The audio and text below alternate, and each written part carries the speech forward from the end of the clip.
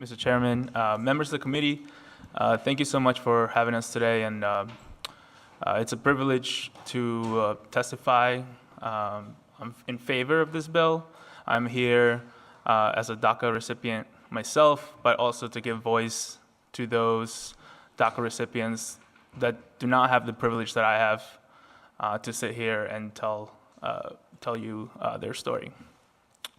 My name is Javier Huarez. I'm a Cranston resident.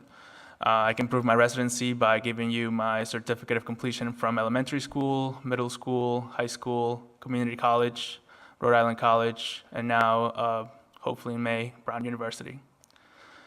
I was able to do those things because 2012 happened, which is when DACA was rolled out by President Obama. And he gave me two things, a license and a work authorization. And they both expire this year on December 20th. Now, I show you those two documents because from those two documents, I was able to return to school. I was able to get a job to pay for that school. I was able to continue to go into school, graduate, and I have been lucky enough to be part of Ivy League institution.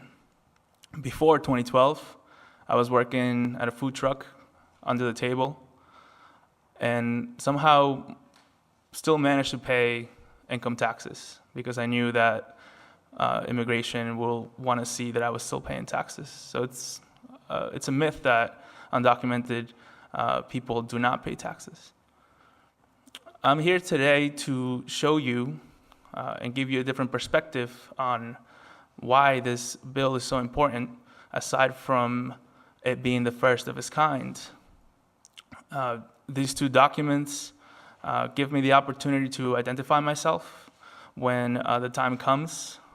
Just recently, I had to take the LSAT for law school admissions.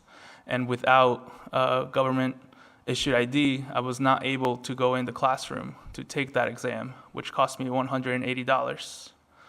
I know other people that have the same situation with the GREs, the GMATs, and other standardized testing, but that's just one of the things that we kind of forget when we talk about driver's licenses. Another issue that has come up is that I have renewed this same document 3 times now because as you know, DACA recipients only get renewals every 2 years. So I have had the pleasure of going back to the DMV 3 times for the past, since 2012, paying my fee, waiting in line, and getting my piece of paper. Not only did I pay more than a regular citizen who gets to renew every 5 years, that money was hard-earned money that I'm not going to see anytime soon. The other reason that I'm here is to just kind of show you what DACA has meant to me and my family and others. As you can see, we come in different shapes and sizes. People don't really know, they don't wear the DACA symbol on their foreheads and they don't know what they look like. But we come attached to family members, friends. We come representing our schools, our companies, and today I stand here asking you for your support for the one state that I am proud to call home. And this is funny, but I feel American enough where I understand that even wearing the American flag as a garment is an insult to the country. So please, I urge you all to support this bill, support Representative Maldonado, and passing this bill. And thank you for your time. Thank you all. Yes, Javier? Can I just add a couple more points? And I apologize, I wrote this down. Another reason for the pursuit of this license, like I said before, it was to identify yourself, but also to identify yourself to TSA if you're going to do a domestic flight. I recently just had the pleasure of going to Puerto Rico to through a humanitarian mission to help our brothers and sisters that are still recovering from Hurricane Maria and Irma. And without that paper, TSA would have told me that I would not have been able to go or even come back.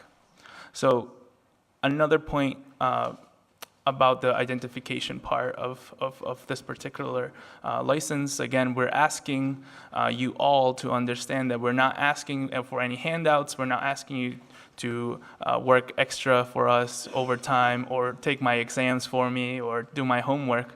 We're just asking for a possibility to drive safely and without any concern in mind.